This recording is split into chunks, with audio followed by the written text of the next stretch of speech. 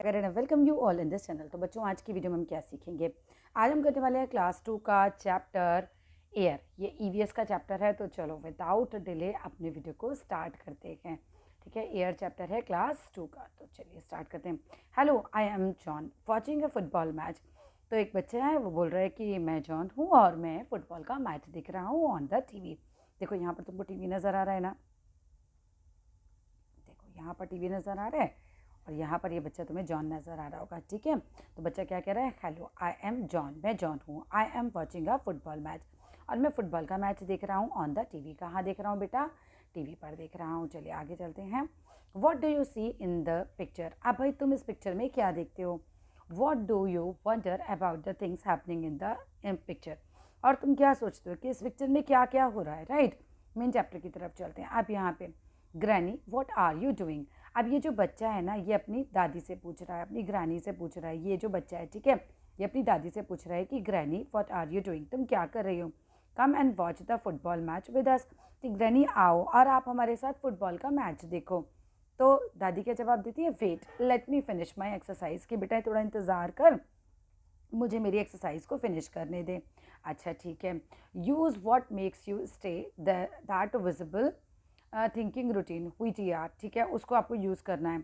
And answer करने कुछ questions को based on the picture. What do you let into the nose when we breathe? भाई आप जब ब्रीथ करते हो ना, अंदर करते हो, ऐसे करते हो, तो मतलब किस चीज़ को तुम अंदर जाने देते हो? Where does it go? और वो कहाँ जाती है? हवा जाती है आपके लंग्स के अंदर, वो चीज़ के लिए बता रहे हैं। अब यहाँ पर क्या होता है? यहाँ पर जो बचा है, granny why do you breathing exercise every day? Why do you do? भाई दादी से पूछता है कि दादी आप ना रोज ही ब्रीथिंग एक्सरसाइज क्यों करते हो? Why do you do a breathing exercise daily? तो दादी उस बच्चे को क्या जवाब देती है? कहते हैं in the morning we get fresh air, कि बेटा मॉर्निंग में क्या होता है, हम जो हैं वो हमें फ्रेश एयर मिल जाती है और हम उसको क्या करते हैं? इनहेल करते हैं, जो कि हमें मदद करती है स्टे अलाइव, है ना, अलाइव रहने में, मतलब ज़िंदा रहने में हमको ये मदद करती है। इस तरह की जो मैं अंदर इनहेल करती हूँ फ्रेश एयर को। Air is all around us. तो दादी बताती है कि एयर जो है हमारे हर तरफ होती है। We can not see air but we can feel it. हम हवा को देख तो नहीं सकते, बट हम हवा को फील कर सकते हैं, महसूस कर सकते हैं। What is air? Air is a mixture of many gases. तो हवा क्या है? बहुत सारे गैसेस का मिक्सचर है, जिसमें से तुम्हें पहली गैस बताई गई है ऑक्सीजन। ठीक है, अब यहाँ पर ऑक्सीजन और कार्बन डाइऑक्साइड दोनों ही गैसें हवा में होती हैं। ऑक्सीजन जो है आप ब्रीथ इन करते हो, कार्बन डाइऑक्साइड आप ब्रीथ आउट करते हो। Oxygen is present in a large amount in the year. Oxygen जो है बहुत ज़्यादा अमाउंट में होती है हवा के अंदर। And we get oxygen from the trees. हमें ऑक्सीजन कहाँ से मिलती है? हमें ऑक्सीजन पेड़ों से मिलती है। All humans and animals need oxygen. जितने भी ह्यूमन बींग्स हैं, इंसान हैं, और जितने भी एनिमल्स हैं, सभी को जो ऑक्सीजन है वो कहाँ से मिलती है? वो मिलती है हवा से। ठीक है, मतलब हम पेड़ों से लेते हैं बेसिकली। सभी को ज़रूरत तो पड़ती है ऑक्सीजन की, बट हमें देता कौन है? हमें पेड़ देते हैं। ऑक्सीजन प्रेजेंट होती है लार्ज अमाउंट में हवा में, और we get oxygen from trees. हमें पेड़ों से मिलती है। पेड़ जो हैं वो ऑक्सीजन छोड़ते हैं, हम जैसे कह सकते हैं। तो ऑल ह्यूमन्स, जितने भी ह्यूमन्स हैं, जितने भी एनिमल्स हैं, सभी को ऑक्सीजन की ज़रूरत पड़ती है। कार्बन डाइऑक्साइड की बात करें तो there is a very little carbon dioxide present in the air. तो हवा में बहुत ही कम कार्बन डाइऑक्साइड गैस प्रेजेंट होती है। ह्यूमंस एंड एनिमल्स रिलीज करते हैं कार्बन डाइऑक्साइड गैस को। That is usually used by plants to prepare food. तो जो इंसान होते हैं, जो जानवर होते हैं, जब हम ब्रीथ आउट करते हैं तो हमारे बॉडी में से, हमारी नोज़ में से कौन सी गैस बाहर निकलती है? निकलती है कार्बन डाइऑक्साइड गैस। तो इसको ब्रीथ इन कौन कर लेता है? वो ट्रीज़ कर लेते हैं। अगर ट्रीज़ ऐसा ना करें तो क्या होगा? पूरी जहरीली हवा फैल जाएगी, जो कि बहुत ही ज़्यादा हार्मफुल होगी। ठीक है, चलिए आगे चलते हैं। नाइट्रोजन भी जो है वो एयर में होती है। Nitrogen is mainly present in the air. Nitrogen जो है वो मेनली एयर में प्रेजेंट होती है, मतलब काफ़ी ज़्यादा मात्रा में नाइट्रोजन होती है। It is required for the growth of all living beings. तो जितने भी लिविंग बींग्स हैं, सभी की ग्रोथ के लिए, सभी को बड़ा करने के लिए हमें नाइट्रोजन की ज़रूरत पड़ती है। What are the different uses of air? भाई एयर के अलग अलग क्या यूजेस होते हैं? A and B are two gases present in the air. एक ए गैस है, एक बी गैस है, दोनों ही जो है वो हमें प्रेजेंट है। ए फॉर्म करती है मैक्सिमम पार्ट, मतलब ए, इसका मतलब तुम्हें ये बताना है कि कौन सी गैस है?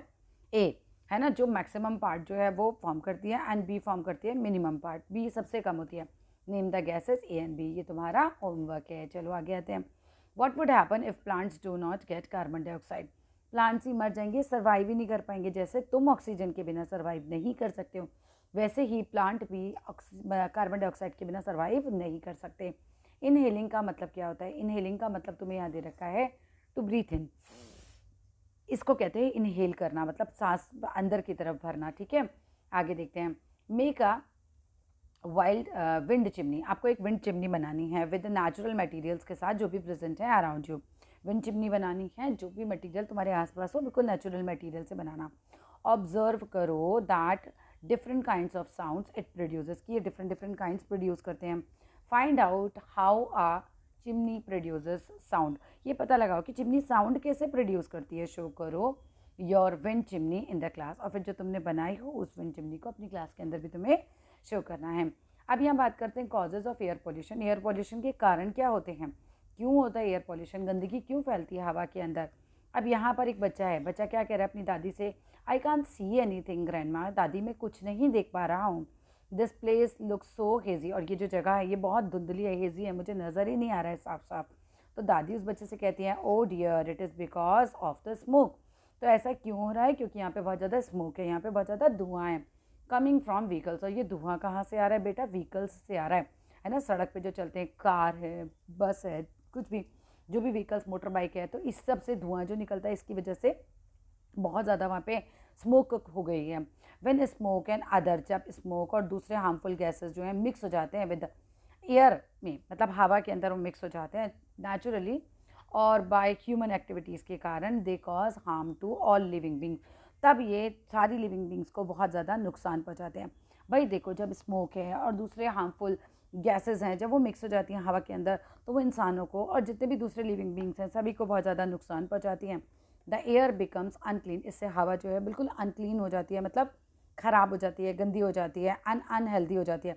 अगर आप पॉल्यूटेड हवा के अंदर सांस लोगे तो वो कैसी होगी? वो आपके लिए अनहेल्दी होगी, वो आपके लिए बिल्कुल भी हेल्दी नहीं होगी, और it is called air pollution. इसी को हम कहते हैं बच्चों air pollution. Natural causes of air pollution. अब एयर पॉल्यूशन के नेचुरल कारण क्या हैं, क्यों होता है air pollution? Some of the natural causes of air pollution are forest fires. सबसे पहला नेचुरल कारण तो ये है कि फॉरेस्ट में आग लग जाती है, जंगल में आग लग जाती है, जिसके कारण एयर पॉल्यूशन होता है।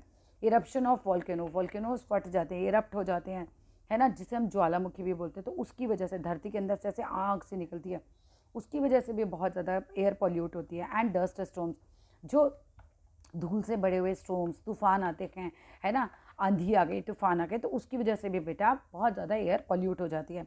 अब यहाँ पर देखो, तुम्हें कुछ पिक्चर दिखा रखे हैं, जैसे स्मोक फ्रॉम वॉल्केनोज, यहाँ पर स्मोक दिखा रखा है, वॉल्केनोज से निकल रहा है। फॉरेस्ट फायर, जंगल में लग गई पूरी आग, ये दिखा रखा है। डस्ट स्टॉर्म्स, धूल से बड़े हुए स्टॉर्म्स चल रहे हैं, तो इनकी वजह से क्या हो रहा है? इनकी वजह से सारे में धुआं हो रहा है और एयर पॉल्यूट होती जा रही है। हेजी का मतलब होता है things that are not clear, ऐसी चीज़ें जो कि बिल्कुल क्लियर नहीं है, तो हम कहते हैं हेजी है, मतलब हमें दिखाई नहीं दे ठीक से, तो क्लियर नहीं है, धुंधला है।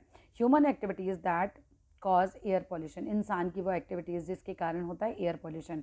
Different human activities like cutting of trees, हम पेड़ों को काटते हैं, यूज़ करते हैं व्हीकल्स को, एंड सो ऑन, ये सब चीज़ें पॉल्यूट करती हैं हवा को, ये सब चीज़ें एयर को पॉल्यूट करती हैं, गंदा करती हैं। अब देखो, अब अगर आप पेड़ काट दोगे, है ना, अब आपने सारे पेड़ काट दिए, तो कार्बन डाइऑक्साइड गैस जो कि आपने ब्रीथ आउट करी है उसको इनहेल कौन करेगा? पेड़ ही तो करते हैं, जिसकी वजह से आप जो है अच्छे से सांस ले पाते हो। पेड़ अगर इनहेल ही ना करें, आप पेड़ों को ही काट दोगे, तो ऑब्वियस सी बात है कि एयर जो है वो पूरी पॉल्यूट हो जाएगी, कार्बन डाइऑक्साइड गैस बहुत ज़्यादा बढ़ जाएगी हवा में। फिर आता है स्मोक फ्रॉम चिमनी से जो निकलता है फैक्ट्री से। अब देख रहे हो, फैक्ट्री से पूरा, चिमनी से पूरा धुआं निकल रहा है। अब ये सारा धुआं जो है ये पूरा का पूरा आपके इन्वायरमेंट में जा रहा है, इन्वायरमेंट को गंदा कर रहा है, पॉल्यूट कर रहा है पूरी तरीके से। इसके बाद स्मोक जो कि रिलीज़ होती है हमारे व्हीकल्स से, आपकी कार से, बस से, है ना, और टेम्पू से, बहुत सारी चीज़ें होती हैं। सारे व्हीकल से जब धुआं निकलता है तो ये भी एयर को पूरा पॉल्यूट कर देता है। बर्निंग, आप कुछ भी जलाते हो तो उससे भी जो है वो धुआं क्रिएट होता है और ये भी एयर को पॉल्यूट कर देता है। Coming to the next one, circle the activities. अब आपको एक्टिविटीज़ को सर्कल करना है that make the air dirty, ऐसी एक्टिविटीज़ जो पूरे एयर को डर्टी कर देती हैं, जैसे कि स्मोक फ्रॉम फैक्ट्रीज। हाँ, डेफिनेटली फैक्ट्रीज से अगर स्मोक निकलेगी तो उससे एयर पूरा गंदा हो जाता है। डस्ट स्टॉर्म्स, हाँ बिल्कुल, अभी हमने पढ़ा था कि जब धूल भरी आंधियाँ चलती हैं, स्टॉर्म्स चलते हैं, तूफान चलते हैं धूल भरे, तो उससे भी पूरा एयर जो है पॉल्यूट हो जाता है। और इससे होता क्या है? इससे होती है ब्रेथलेसनेस, मतलब आपको सांस लेने में दिक्कत होगी। और वॉशिंग व्हीकल्स से तो ऐसा बिल्कुल भी पॉल्यूट नहीं होता है कुछ भी, ठीक है, मतलब वाटर पोल्यूशन तो हो सकता है, एयर पोल्यूशन नहीं हो सकता। List 1 man made and 1 natural cause of air pollution. आपको एक तो मैन मेड बताना है कि भाई जो इंसान की वजह से जैसे एयर पॉल्यूट हो रही है, और एक नेचुरल कॉज बताना है एयर पॉल्यूशन का कि नेचुरली कैसे एयर जो है पॉल्यूट हो जाती है। आप air pollution is measured with the air quality, हम कहते हैं एयर क्वालिटी इंडेक्स में AQI क्या है आज, है ना, बोला जाता है। जब ये आपने देखा होगा सर्दियों में जब बहुत ज़्यादा कोहरा होता है, बहुत न्यूज़ में आता है कि AQI लेवल इतना हो गया, इतना हो गया ऐसे, तो वो फिर उससे पता चलता है कि हमें एयर कितनी क्लीन है, कितनी गंदी है ना, इससे क्लीन एयर का पता चलता है। If the AQI at some places higher than 100 है, तो you should spend too much time outside, you should not spend too much time outside. अगर 100 से ज़्यादा AQI लेवल 100 से ज़्यादा है तो बाहर मत निकलो, क्योंकि बाहर की हवा फिर बहुत गंदी है, बहुत पॉल्यूटेड हवा है, तो फिर तुम्हारी सेहत के लिए अच्छी नहीं होगी। चेक करो एयर क्वालिटी को ऑफ योर एरिया, अपने एरिया के एयर क्वालिटी को चेक करना चाहिए, तुम्हें रिकॉर्ड करनी चाहिए अपनी ऑब्जर्वेशन की, भाई तुमने क्या ऑब्जर्व किया है ना एयर क्वालिटी में। Find out the air quality index, आपको एयर क्वालिटी इंडेक्स को फाइंड आउट करना है ऑफ 5 मोस्ट पॉपुलेटेड सिटीज़ का। भाई 5 जो ज़्यादा पॉपुलेटेड सिटीज़ हों, जहाँ पर बहुत सारे लोग रहते हो, ऐसी सिटीज़ के 5 मोस्ट पॉपुलेटेड सिटीज़ जो हैं वहाँ का AQI लेवल निकालो और अरेंज करो AQI को in order to greatest in lowest, है ना, ग्रेटेस्ट टू द लोएस्ट, मतलब सबसे ज़्यादा कहाँ का निकला, फिर उससे कम, फिर उससे कम, फिर उससे कम, इस तरीके से AQI लेवल सेट करना है। Right the names of the city, फिर आपको उन शहरों के नाम बताने हैं विद द ग्रेटेस्ट AQI, जिसका AQI लेवल सबसे ज़्यादा होगा। चलिए आगे देखते हैं इफ़ेक्ट्स ऑफ एयर पोल्यूशन। अब जब एयर पोल्यूशन होता है तो उसके प्रभाव क्या पड़ते हैं, उसके इफ़ेक्ट्स क्या पड़ते हैं। Though the air is very unclean here, अब दादी कहती हैं कि भाई यहाँ की हवा तो बहुत ही गंदी है। We will be home soon, हम बहुत जल्दी घर पे होंगे। Then you can take off your mask, तो फिर बच्चे को बताती है कि भाई तब तुम अपना मास्क उतार सकते हो। ऐसा दादी ने क्यों कहा था, अच्छा बच्चा जो है ये मास्क में बोल रहा है, बच्चे ने मास्क लगा रखा है, ठीक है। अब मुझे भी बहुत सफोकेशन होती है, मेरे से भी मास्क नहीं लगाया जाता, सेम एज इस बच्चे को भी प्रॉब्लम हो रही है। वो कहता है दादी ग्रैंड माँ आई फील सफोकेटेड, तो मैं तो बहुत ज़्यादा सफोकेटेड फील कर रहा हूँ, मतलब जैसे घुटन होती है ना वैसा फील कर रहा हूँ। Can I take off this mask, क्या मैं इस मास्क को निकाल सकता हूँ। तब उसे दादी बोलती है कि know the air is very unclean, तो बेटा नहीं तुम ऐसा नहीं कर सकते क्योंकि हवा बिल्कुल क्लीन नहीं है, अनक्लीन है यहाँ की। And we will be home soon, हम बहुत जल्दी बेटा घर पहुँच जाएंगे। And then you can take off your mask, और जब हम घर पहुँच जाएंगे ना तब तुम अपना मास्क निकाल सकते हो। आगे चलते हैं। Air we breathe in gets into our lungs, हम जो हवा अंदर लेते हैं, जो भी हम ऐसे करके सांस लेते हैं, तो वो हमारे लंग्स में पहुंच जाती है। It must be fresh and clean, और जैस मतलब जो हवा है वो कैसी होनी चाहिए, अगर हमारे लंग्स तक पहुंच रही है तो वो बिल्कुल फ्रेश होनी चाहिए, बिल्कुल क्लीन होनी चाहिए। पॉइजनियस यानी कि जहरीली सब्सटेंसेस जो होते हैं एंड हार्मफुल जो गैसेज होती हैं वो पॉल्यूट कर देती हैं एयर को। And this polluted air has harmful effects, और इस पॉल्यूटेड एयर के बहुत ज़्यादा खतरनाक इफेक्ट होते हैं कहाँ पर, on the health of living things, living things की हेल्थ पर, एनिमल्स की हेल्थ पर, प्लांट्स की हेल्थ पर, इसके बहुत नेगेटिव प्रभाव पड़ते हैं। Polluted air causes many problems, जब हवा बहुत पॉल्यूटेड होती है तो इसकी वजह से बहुत सारी प्रॉब्लम्स क्रिएट हो जाती हैं, जैसे लोगों को अस्थमा हो जाता है, लंग्स का इन्फेक्शन हो जाता है, स्नीजिंग, छींकने लग जाते हैं कुछ लोग, कफिंग खांसी आती है, इरिटेशन इन आइज़, ठीक है, आंखों में बहुत ज़्यादा इरिटेशन होने लग जाती है, खुजली होती है, रेड हो जाती है, डिफ़िकल्टी इन ब्रीथिंग, और किसी किसी को तो बहुत ज़्यादा ब्रीथ करने में डिफ़िकल्टी होती है, जो कोई मुझे भी होती है। जब हवा बहुत ज़्यादा पॉल्यूट होती है तो मुझे भी सांस लेने में बहुत ज़्यादा दिक्कत हो जाती है, एंड सो ऑन, और इस तरीके की प्रॉब्लम्स फिर लोगों को फेस करनी पड़ती हैं। अब यहाँ पर कुछ पिक्चर्स हैं, जैसे कि ये बच्ची को छींक आ रही है तो ये स्नीजिंग कर रहा है, स्नीजिंग मतलब जैसे छींकना होता है, इरिटेशन इन आइज़, इसकी आंखों में इरिटेशन हो रही है, डिफ़िकल्टी इन ब्रीथिंग, इस बच्चे को सांस लेने में बहुत ज़्यादा मुश्किल हो रही है, और काफिंग, ये बच्चा खांस रहा है। आई होप चैप्टर अच्छे से क्लियर चल रहा है, क्लियर अच्छे से हो रहा है, तो please do like the channel, subscribe the channel, thank you. आगे चलते हैं। Pankaj works at a construction site, Pankaj जो हैं वो एक कंस्ट्रक्शन साइट पे काम करते हैं। कंस्ट्रक्शन साइट क्या होती है, जहाँ पे बिल्डिंग्स वगैरह बन रही हों, है ना, जहाँ पे कंस्ट्रक्शन का काम चल रहा हो।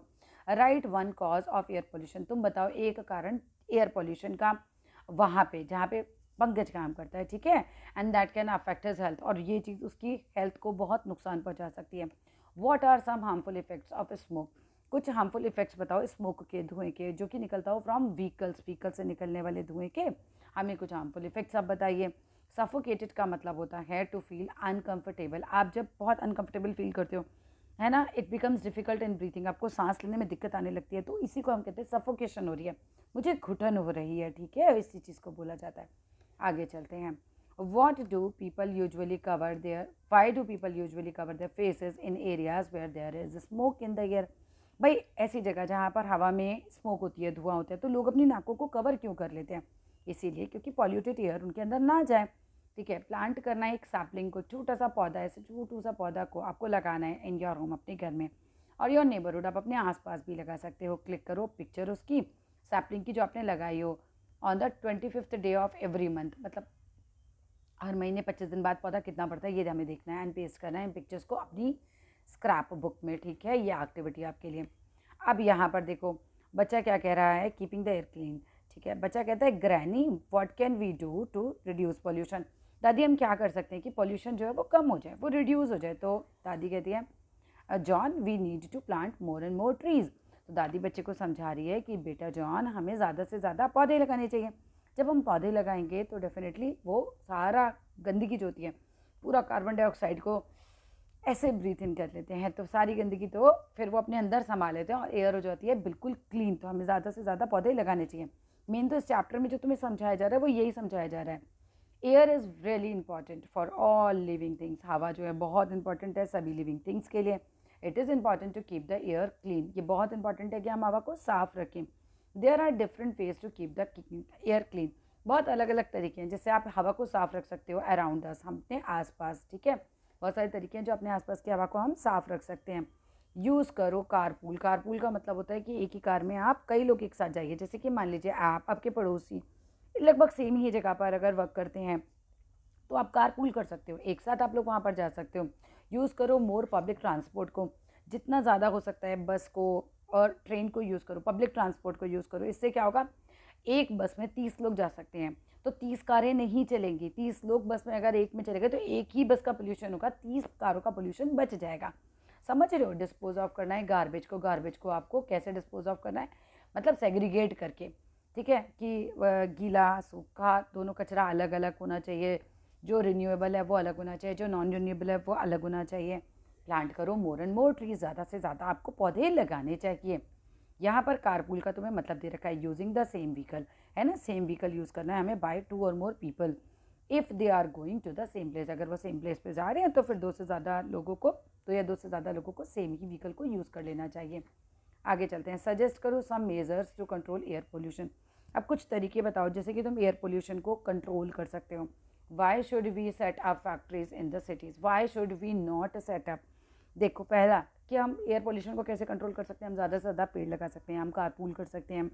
ठीक है, हम जितना हो सकता है अगर हम वॉक करके जा सकते हैं किसी जगह पर तो हमें वॉक करके जाना चाहिए। व्हीकल्स का यूज़ अवॉइड करना चाहिए। ठीक है, चिमनी का धुआं है अगर निकल रहा है तो चिमनी को क्या कह रहे हैं कि वो फैक्ट्रीज़ को सिटीज़ में नहीं होना चाहिए। सिटीज़ में तो ज़्यादा लोग रहते हैं तो वो थोड़ा सा दूर होना चाहिए, शहर से आउटर एरियाज़ में होना चाहिए, जिससे कि वो धुएँ का जो पोल्यूशन है वो मतलब कम से कम लोगों को हार्म करे। ठीक है, आहान्स नेबर्स बर्न करते हैं गार्बेज को टू डिस्पोज इट। फिर उसको क्या करना होता है, उनको डिस्पोज करना है गार्बेज। ये तो गलत तरीका है, आपको उसको बर्न तो नहीं करना चाहिए। बर्न करोगे तो फिर एयर पॉल्यूशन हो जाएगा। Aahan is suggesting them to bury the garbage, कि आप इसको गाड़ दीजिए सॉइल के अंदर इंस्टेड ऑफ बरिंग इट। अब देखो, अगर वो रिन्यूएबल है तो फिर तो गाड़ना ठीक है। ठीक है, मान लो कि सब्जियों के छिलके हैं, हाँ तो फिर मिट्टी में गाड़ दो, अच्छा है। पेपर है, लकड़ी है, मिट्टी में गाड़ दो, अच्छा है। लेकिन प्लास्टिक तो नहीं, प्लास्टिक तो मिट्टी को भी ख़राब कर देगी। Do you think he is right? तो क्या जलाना तो मतलब खैर उससे भी ज़्यादा हार्मफुल है। वाई और वाई नॉट? तो हाँ सही कह रहा है ना, क्यों और क्यों नहीं, मैंने तुम्हें बता ही दिया। Make a poster. अब आपको एक पोस्टर बनाना है रिड्यूस करता हो जो एयर पोल्यूशन को दिखाता हो। क्रिएट करना है अवेयरनेस, लोगों के अंदर अवेयरनेस को क्रिएट करना है in your neighbourhood. Don't forget to give an interesting title. अब बिल्कुल नहीं भूलना कि आप अच्छा सा टाइटल दो टू योर पोस्टर। अपने टाइटल को, अपने पोस्टर को आपको टाइटल भी देना है। ठीक है, हेल्प बॉक्स में आपको कुछ वर्ड्स दे रखे हैं, ये तो आपको याद ही होने चाहिए, जैसे carbon dioxide, garbage, dust storm, growth, मतलब नेचुरल ग्रोथ होगा, diseases, human made cities, lungs, trees, forest fire होती है जंगल में लगने वाली आग। All living beings need air to live. ठीक है, nitrogen is needed for plants of all living things, नहीं, nitrogen is needed for the air of all living things. ठीक है, ये तो एक बार बाद में देख लेंगे ये क्या है पूरा, फिर आराम से फिल करेंगे इसे। चैप्टर में कुछ तो नहीं रह गया? नहीं, चैप्टर में कुछ नहीं रह गया। That's all in this video. ठीक है, आराम से करेंगे बैक एक्सरसाइज किसी और वीडियो के अंदर। फिर मिलते हैं अगले वीडियो में। देखो अच्छा, अगर वीडियो समझ आ रहा है अच्छे से तो जैसे मैं तुम्हारी मदद कर रही हूँ वीडियो बना के, वैसे ही तुम मदद करो अपने फ्रेंड्स तक ये वीडियो पहुँचा के। जितना हो सकता है, जहाँ तक हो सकता है, इस वीडियो को शेयर करा जाए। और देखो कमेंट बॉक्स में कैसा लगा वीडियो, कहाँ से पढ़ रहे हो। Thank you. और कोई दिक्कत हो वो भी लिख देना। Thank you so much. Bye bye.